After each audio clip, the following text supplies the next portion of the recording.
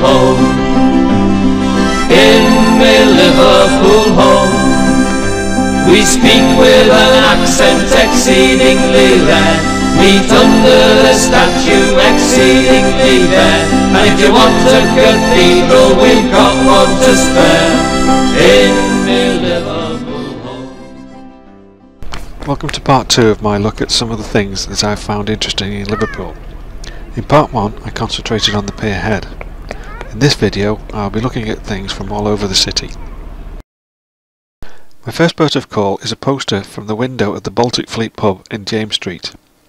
The Liverpool Lady, scheduled to sail Saturday 12th of August 1885, certainly set down a strict set of rules by today's standards. What struck me in particular is the last paragraph regarding obesity and sickness. In Castle Street, at the junction with Brunswick Street, is a Cafe Nero coffee shop. This building was originally the Adelphi Bank, and of a particular note is the brotherly love doors. Adelphi is Greek for brothers. Across the top of the door is the date that they were completed, 1892, and the initials A and B are inscribed onto the letterbox. The top half of the doors comprise of 4 panels depicting a series of friendships. The top left is David and Jonathan from the books of Samuel in the Old Testament. Bottom left, from Greek and Roman mythology, is Castor and Pollux, the twin sons of the god Zeus. Top right, from Greek folklore, is Patroclus and Achilles. The story is that Achilles, tired of fighting, lent his armour and chariot to his best friend Patroclus, who was subsequently killed by Hector, a Trojan prince. Achilles, heartbroken and incensed by the loss of Patroclus, rode out to meet Hector, who he fought and killed. And finally, bottom right, Roland and Oliver. Roland was the nephew of Charlemagne, and Oliver was Roland's best friend. Roland and Oliver were killed whilst protecting Charlemagne's main army whilst returning from war with the Saracen king Marseille. Fixed onto the wall of the NatWest Bank in Castle Street is a plaque about the Sanctuary Stone that is set in the pavement a few feet in front. The Sanctuary Stone was one of the boundary markers for the Liverpool fairs held in the late 13th century. The right to hold the fair was granted by King John, and for 10 days before and after the event a person could not be arrested whilst within the confines of the stones. Facing Castle Street in Dale Street is the Town Hall. The building is adorned with numerous statues and carvings, but the ones that intrigue me are the friezes running around the building, exemplifying the flora and fauna of the countries Liverpool traded with, as well as maritime and cultural references. Starting from the right of the main doorway and working around the building anti-clockwise, my interpretation of them are: this is likely to be Africa, with the head of a camel, dates and pomegranates. Possibly an Aztec queen from South America.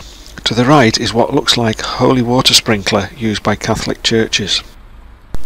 Africa and a somewhat bemused lion. I'm not really sure what animal this is, however the head is surrounded by packets, sacks and barrels of produce. The snake has many meanings, including healing, transformation and life transitions. Probably Africa again, as the face seems to be from there, and it is surrounded by tusks of ivory. I have no idea whether this is an African or Asian elephant, but this side of the building seems to be mainly African. Another one I can't really work out, but the head is surrounded by shells. If this represents Africa, I would say it was of a camel and a crocodile. However, if it is South America, it is probably a llama and an alligator. I believe this is to be a North American Indian due to the headdress, bows and arrows. If we are now in North America, this is probably a bear. This depicts the maritime trade of Liverpool. Mercury, the Roman god of shopkeepers and merchants. Another depiction of maritime trade, including spice jars and cloth bales. A carving depicting the role of sea travel to the country, bringing to it exotic and essential goods. Neptune or Poseidon, god of the sea. Another frieze depicting maritime travel. This appears to be symbols of military strength and victory. The lion and oak tree are symbols of England. This panel appears to contain various symbols for strength and authority, for example weapons, lion and goat heads, Roman fasces and armour. Like many animals, the horse has a variety of symbolism associated with it, including power, strength and victory. The panel seems to represent the arts and building on the left, whilst the right suggests navigation with a globe, sextant, map and a telescope. The roundel under the central head reminds me of a compass rose. This bull could be representing South American beef. At the rear of the town hall is Exchange Flags, which also has a number of statues. Taking centre stage, however, is the monument celebrating the life and achievements of Horatio Nelson. The main theme of the piece is to celebrate Nelson's 4 great victories at Cape St. Vincent, the Nile, Copenhagen and Trafalgar. They are represented by 4 shackled prisoners, 4 captured flags and a figure representing victory placing a 4th crown on Nelson's sword. Victory is also lowering a captured flag to conceal Nelson's missing right arm. On the other side of Nelson, half hidden, is a skeleton representing death. Death is reaching out to touch Nelson, indicating that he died at the moment of his final victory at Trafalgar. On Victoria Street, at the junction with Cumberland Street, is the red-bricked Ashcroft building. Originally built to house J. Ashcroft and Company, a billiard table manufacturer. I hadn't noticed them before, but just above the 3rd floor windows are a series of carvings representing fables. They are, left to right, the wolf and the lamb, the moral being tyrants need no excuse. The eagle and the arrow, we often give our enemies the means for our own demise. Fighting cocks, pride goes before a fall. The hare and the tortoise, slow and steady wins the race. The partridge and the cocks, some people quarrel just for the sake of quarrelling. The crow and the pitcher, necessity is the mother of invention. The wolf and the crane, whose moral is that when working for a tyrant, feel lucky to escape alive. The fox and the goat, look before you leap. The lark and her young, self-help is the best help. And finally, the cat and the cock, which is similar to the wolf and the lamb, that tyrants need no excuse. The tragic events of 15th of April 1989 at Hillsborough Football Stadium in Sheffield are permanently etched upon the hearts and lives of Liverpool. As a memorial to the 96 who lost their lives, this monument was commissioned and placed at the old Haymarket near to the entrance of the Queensway Tunnel. The scene depicted is an imaginary place and the figures guardians of the memory. The wreath surrounding the liver bird is made up of spring flowers. Below that is a poem by David Charters. The rail of football scarves signifying the national solidarity shown by football fans. On either side is the list of those who lost their lives. The birds flying throughout the piece represent those who passed away. Working around the sculpture anti-clockwise, the various figures depict a young boy looking on in disbelief at all the names. One end of the scarf has the Liverpool club crest, the other Everton's. The figure is consoling the girl who is raising a flag. We will remember them. The flag symbolises those who died and the impact on family and friends. Arms stretched up, holding the text. The woman's sash reads, "With hope in their heart," which is a line from Liverpool's football anthem, "You'll Never Walk Alone." The book is inscribed with Roman numerals, IX for 9 and VI for 6. The birds flying throughout the sculpture emanate from the figure's hands. An eternal flame rises from 2 liver birds. The flag has on it Liverpool's coat of arms to show solidarity. This group represents a family mourning the loss of a loved one. A small girl holding a drawing of an angel with the liver bird head is a schoolgirl called Rosie, who suggested the memorial to be sited in the city centre.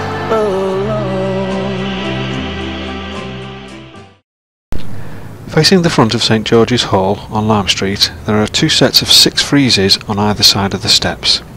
So let's start with the set on the left. These friezes illustrate how justice develops and is represented by a female figure.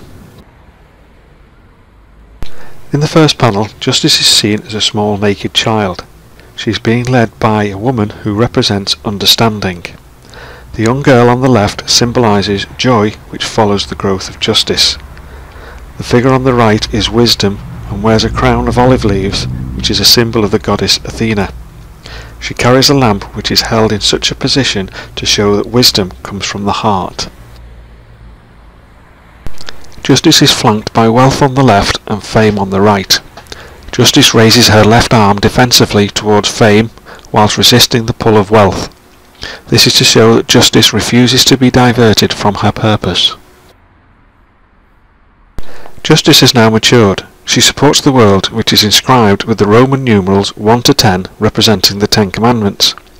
The other two figures are Knowledge, who is passing to Justice the rod of knowledge and is lifting her veil to show that hidden things are revealed when justice prevails. The other figure is Right, who assists Justice in supporting the globe. She wears a breastplate to protect her from the evils of the world. Once established, Justice is able to stand alone. She points upwards to demonstrate that true justice is heavenly sent. With the elimination of all crime, justice now becomes redundant and stands between virtue on the left and concord on the right. Virtue hands over to justice the palm brand of victory and takes in return the now redundant sword. In this final panel, justice receives a kiss from righteousness and the crown of immortality from glory.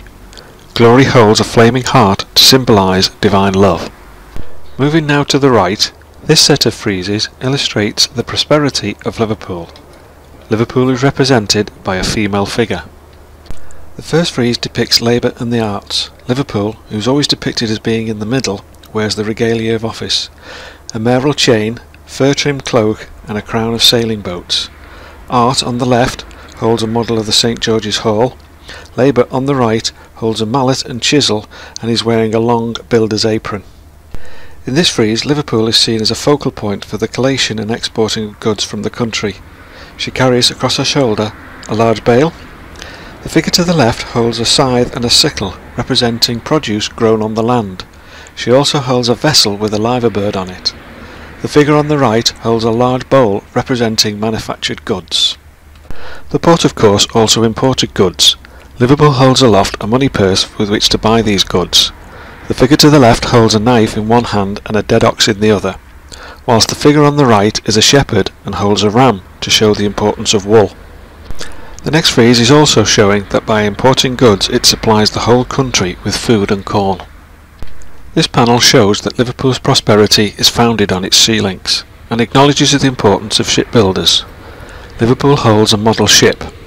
The figure on the left holds a block, pulley and hammer, while the one on the right holds an adze.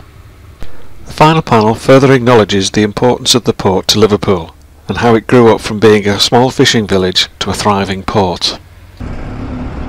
Tucked away in the corner of the Stepple Fountain Square on William Brown Street are official measures for use by merchants and customers alike to ensure standardisation.